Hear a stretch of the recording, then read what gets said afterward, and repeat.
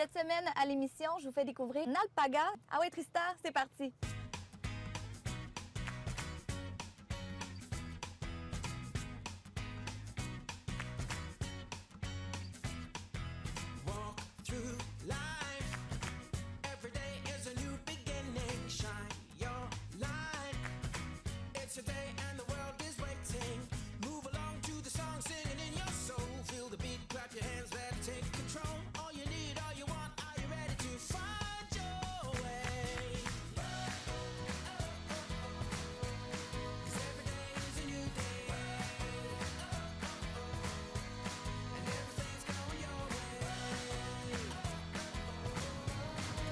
Vous allez voir les alpagas, en plus d'être vraiment, mais vraiment mignons, là, ça fait mal en dedans, bien, ils sont reconnus pour offrir une laine de qualité.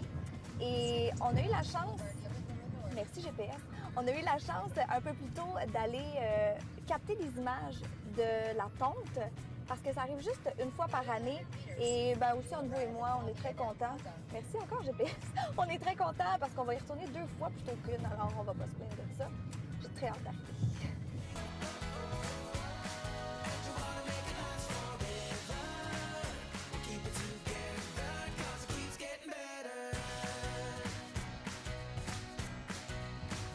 On les voit là-bas!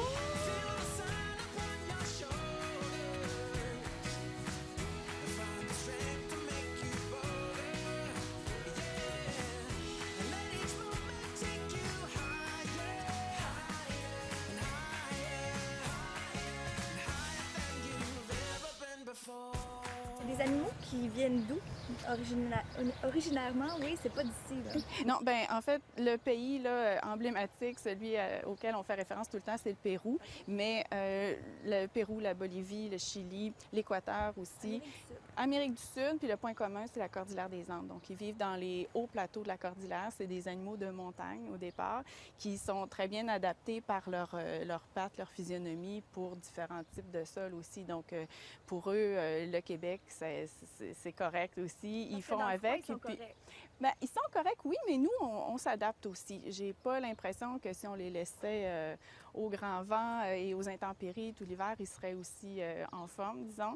Mais on s'assure d'avoir des abris adéquats. Et puis, on ajuste aussi l'alimentation, les rations, les moulées sont différentes durant l'hiver pour s'assurer que l'apport énergétique est ajusté. Donc, ils s'adaptent, mais on les aide à s'adapter aussi. Un petit coup de main. Oui. Puis, ils ont une laine qui est assez épaisse. On a eu la chance d'assister à la tonte. C'est une fois par année. On est venu la semaine passée recueillir des images.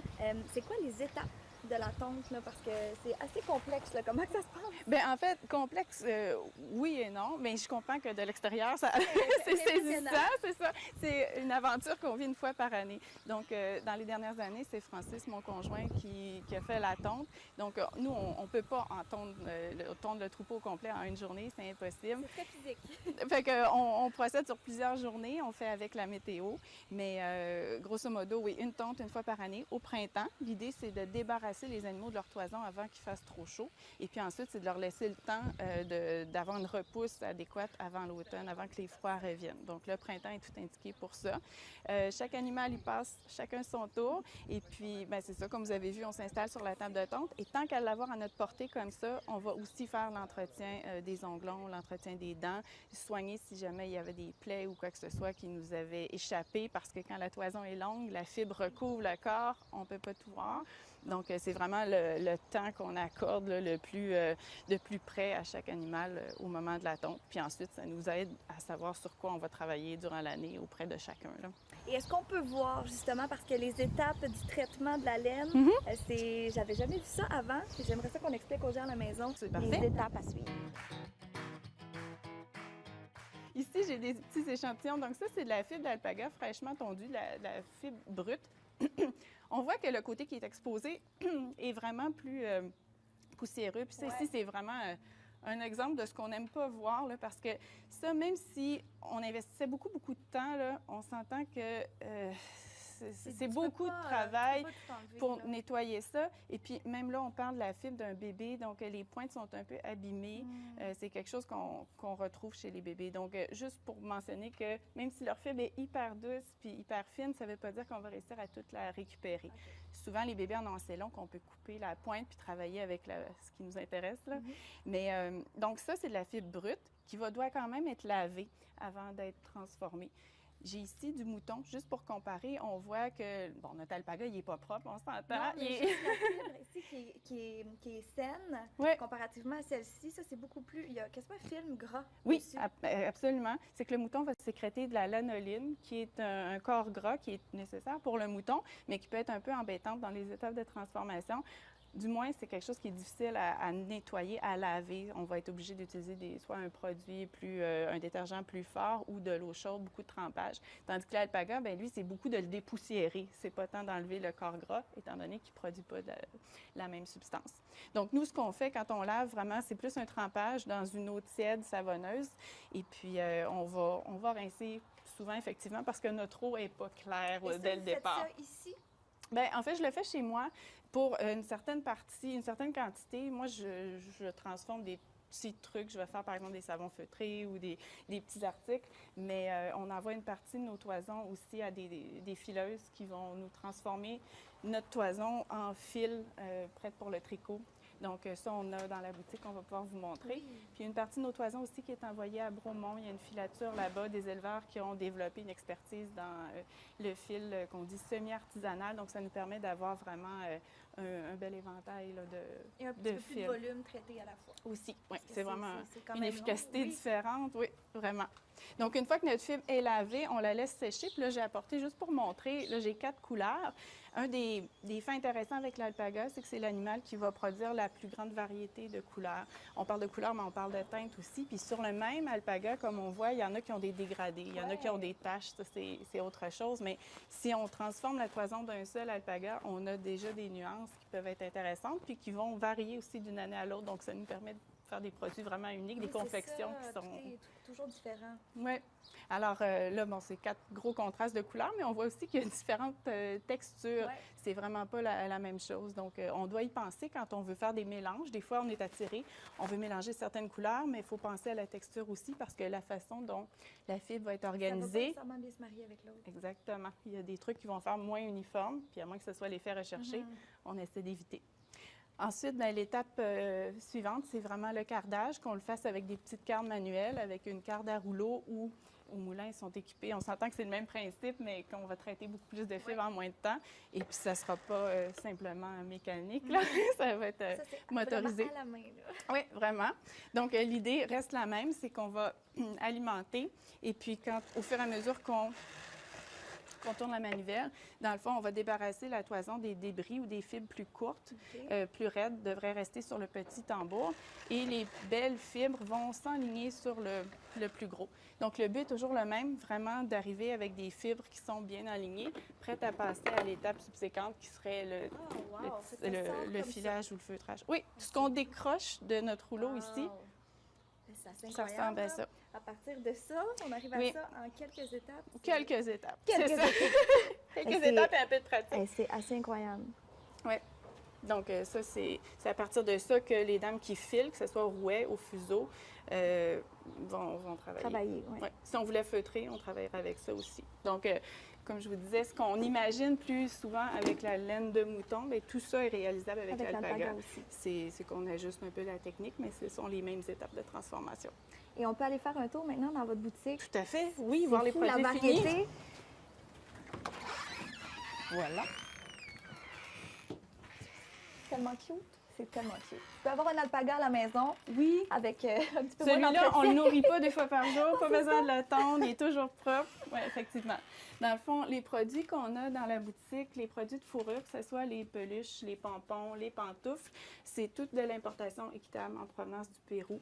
On fait affaire avec des gens, on a notre notre fournisseur ici, qui, elle, fait les voyages au Pérou, développe les produits. C'est notre façon aussi de s'assurer que les gens qui travaillent là-bas sont rémunérés de façon adéquate, que les alpagas sont bien traités. Donc, tout ce qui est de fourrure, c'est de la récupération, soit du marché alimentaire ou des décès naturels qui surviennent. Donc, il n'y a pas d'alpaga, peu importe où il n'y a pas d'alpaga élevé pour sa fourrure. Je pense que c'est important de le mentionner. Très important, oui. En faisant affaire avec un seul distributeur, vous savez que la qualité sera là, puis que l'animal est respecté. Oui, bien, c'est une relation de confiance aussi qu'on a établie. Sinon, ben le produit chouchou, c'est beaucoup les bas en alpaga. Les gens qui arrivent ici, des fois, ils ont reçu une paire de bas en cadeau, puis ils veulent en offrir à d'autres ou veulent savoir d'où ça vient, à quoi ressemble l'animal qui a produit cette fibre-là. Donc, la plupart de nos bas sont produits au Québec. Il y a différents modèles. Oui, c'est chaud. Ouais. C'est souvent le critère. Les gens associent ça à des bas chauds. Ce qu'il faut savoir, c'est que dans le fond, on parle de thermorégulation. Donc, c'est confortable l'hiver parce que c'est bien, l'air circule bien, puis l'humidité va être évacuée. Okay. Donc, on ne perçoit pas la sensation de moiteur, ce qui est vraiment un facteur de confort, c'est ça. Mais il y a des gens qui vont les porter à l'année aussi. Puis je vous dirais que dans nos bottes de caoutchouc sur la ferme, nos semelles en alpaga puis nos bas en alpaga, c'est ce qui fait qu'on est confortable. Donc, c'est vrai qu'il y a une certaine épaisseur qui est associée à ça parce que c'est des bas qui sont bien coussinés quand on parle du bas thermal ou même du bas technique. Donc, ce qu'il faut penser, c'est d'avoir l'espace nécessaire dans notre chaussure parce que c'est sûr que si on comprime les orteils, bien là, on passe à côté de l'objectif. C'est ça. Mais c'est bien de savoir qu'il y a des bas minces qui existent aussi. Ce n'est pas que le gros bas thermal pour aller faire de la raquette. Il y a d'autres choses aussi. Au bureau, il y a moyen de s'organiser pour être vraiment confortable. Il y a même des bijoux. Tout à fait. C'est incroyable. Oui, bien ça, c'est une belle histoire aussi. C'est une personne qui faisait déjà des bijoux, qui confectionnait des bijoux. Elle est venue ici, elle a fait la visite, puis elle est repartie avec de la fibre, puis elle m'a dit hey, « Regarde ce que j'ai fait! » C'est une belle histoire. Donc maintenant, on a des petits bijoux, que ce soit bracelets, colliers, boucles d'oreilles, qui sont faits avec la fibre d'ici. Sinon, avec le feutre, bien, un produit vedette aussi, c'est beaucoup les semelles que nous, on tient en 2 formats, puis ensuite, les gens peuvent les retailler en fonction de leurs besoins.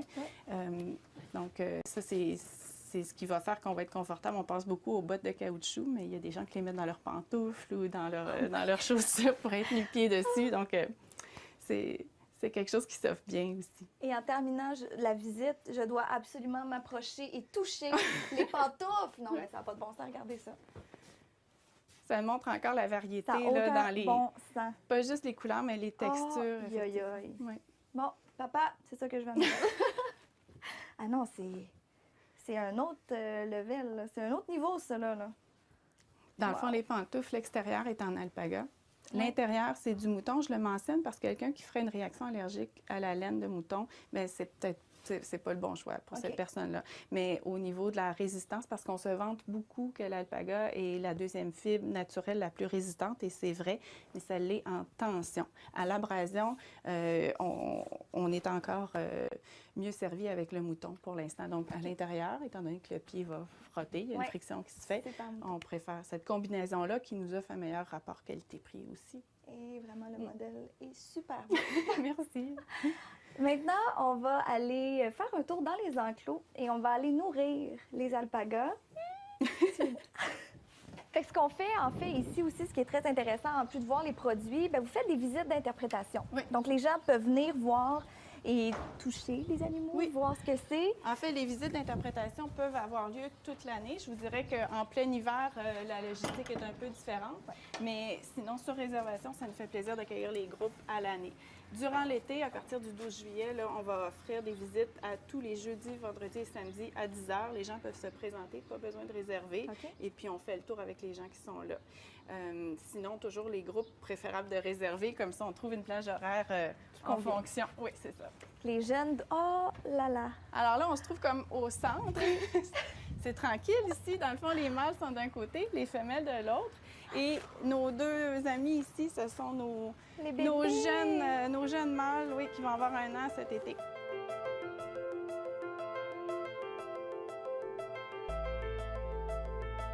On peut les nourrir dans les mains? Oui. Salut! Salut, Charlie! Tout le monde a déjeuné ce matin, donc il ne devrait pas être affamé, mais il y a quand même de l'intérêt. C'est une petite collation.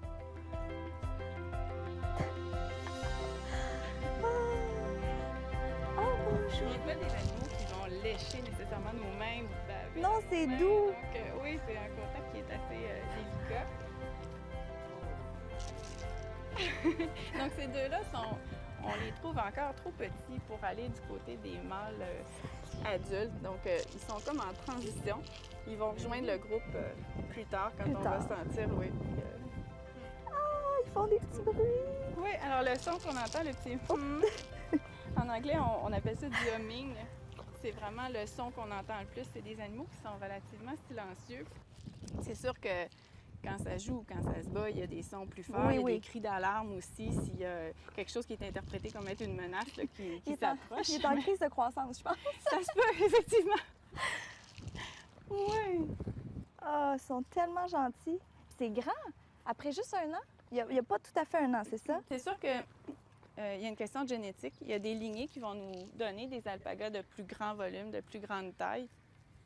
Ça, on finit par connaître un peu ce qui va ressortir des croisements qu'on fait. Dans le fond, nous, ce qui va nous motiver, notre objectif, c'est toujours d'améliorer la qualité de la fibre.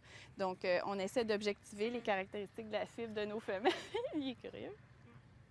Et puis de choisir lesquels Les meilleurs mélanges. on va reproduire et puis avec quel mâle. Donc, on sélectionne et puis on attend le résultat pendant 1 an parce que la gestation dure 11 mois et demi en moyenne. C'est très long. Ouais. Alors, si tu es brave, on traverse. Je me sens très brave. Allons-y.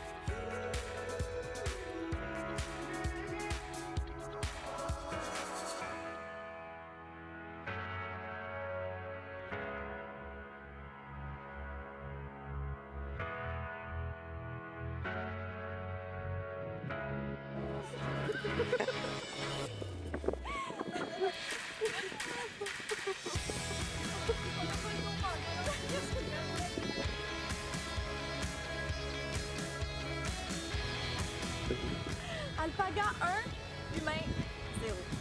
C'est à veille de changer. On n'a pas dit notre dernier.